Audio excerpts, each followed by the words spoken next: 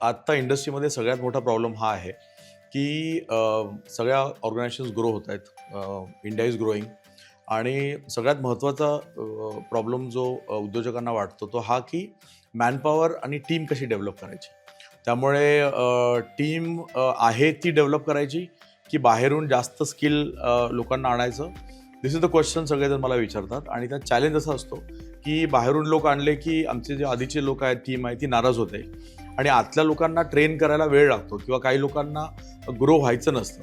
So how do you handle हे, आपण कसं करायला हवं? सगळ्यात कठीण प्रॉब्लेम आहे हा प्रत्येक बिझनेसमधला, आणि विशेष करून सर्व्हिस इंडस्ट्रीमध्ये. कारण प्रोडक्टिव्हिटी माणसाची आपल्याला मोजत राहणं फार महत्वाचं आहे. तर जी टोटल प्रक्रिया आहे, मॅनपॉवरशी संबंधित निगडीत जी प्रक्रिया आहे ती योग्य प्रकारे आखणं फार गरजेचं आहे. फॉर एक्झाम्पल मी त्याला 4 स्टेप प्रक्रिया म्हणतो: रिक्रुटमेंट, ट्रेनिंग, रिट्रेनिंग आणि रिटेनिंग. कुठच्याही टीम मेंबरला ग्रोथ पाहिजे, 2-3 गोष्टींमध्ये ग्रोथ पाहिजे. एक तर त्याला त्याच्या स्किलसेटमध्ये ग्रोथ पाहिजे, करेक्ट, त्याला त्याच्या पगारामध्ये आणि इन्सेंटिव्हमध्ये ग्रोथ पाहिजे, आणि ओव्हरऑल संस्थेची ग्रोथ पाहिजे. कारण जर तुम्ही एका नामचीन कंपनीमध्ये काम करता तर that also massages the ego.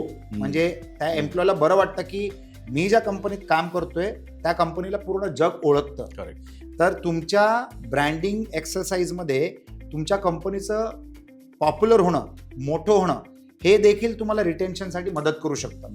तर सर्वप्रथम म्हणजे तुम्ही जेव्हा रिक्रुटमेंट करता ते रिक्रुटमेंटच्या पॉलिसीज योग्य असणं गरजेचं आहे.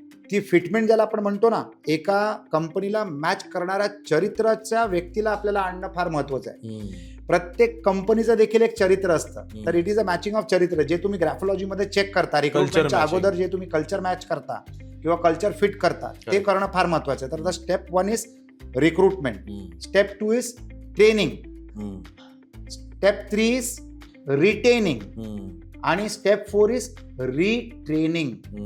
रिक्रुटमेंट करताना जर तुम्ही असं पाहिलं की बाबा हा ट्रेनेबल मटेरियल आहे, की आज याच्या skill sets on a scale of 10 6 वर आहेत आणि मी त्याला रिक्रूट केलंय, पण ट्रेनिंगच्या मदतीने मी त्याला 8 वर घेऊन जाईन आणि त्याला रिटेन करणार आणि 10 वर नेण्यासाठी परत रिट्रेनिंग करणार. तर ही प्रक्रिया जर तुम्ही स्टार्टिंगमध्येच मॅप करून घेतलं तर बरं होईल. दुसरी गोष्ट, जर एका व्यक्तीला ग्रोथ मिळत असेल, म्हणजे त्याच्या स्टेटसमध्ये, त्याच्या नॉलेजमध्ये, त्याच्या पगारामध्ये आणि कंपनीच्या ब्रँडिंग बरोबर जर तो निगडीत होत असेल तर ही विल स्टे बॅक. पण सगळ्यात मोठा प्रॉब्लेम कसा असतो की एक टीम तुम्हाला एका लेवलपर्यंत नेऊ शकते, पण त्याच्यानंतर जसं तुम्हाला क्रिकेटच्या टीममध्ये कशी एक रोटेटिंग प्लेअरचा सेट असतो, बेंचवर 15 प्लेअर असतात, टीममध्ये खेळतात 11 प्लेअर, म्हणजे 13 ते 15 प्लेअर तुमच्या बेंचवर असतात.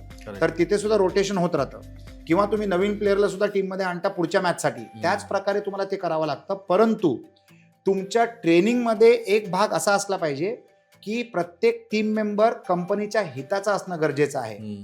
कठीण गोष्ट आहे, पण कठीण काम जर तुम्ही सोपी केली तर तुमची संस्था मोठी वाढू शकते. करेक्ट. तर ते करणं गरजेचं आहे. जर तुम्ही तुमच्या एम्प्लॉईला पार्टनर इन प्रोग्रेस बनवलं तर तुम्ही फार चांगलं यश कमवू शकता. म्हणजे मी माझ्या अनेक व्हेंचर्समध्ये तेच करायचा प्रयत्न करतो.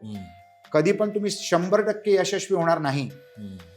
75% पासून 100%च्या मध्ये जर तुम्ही असलात तर ती चांगली गोष्ट आहे. तर हे प्रयत्न करत राहणं फार महत्वाचं आहे. There is no 100% success formula, पण तुम्ही हे कंटिन्युअस प्रक्रिया मेंटेन करणं महत्वाचं आहे.